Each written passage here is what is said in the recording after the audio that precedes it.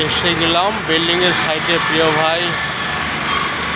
এই যে জায়গাটা দেখো, বিল্ডিংয়ের উপরে দাঁড়িয়ে আছি, এক সাইডে নিচে দিয়ে গাড়ি যায়, কি সুন্দর লাগে না?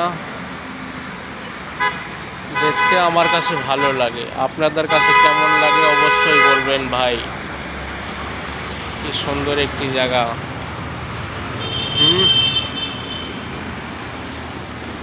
এই দিকে আছে পেট্রোল পাম্প, এই যেখানে তেল ভরে গাড়িতে, পেট্রোল পাম্প।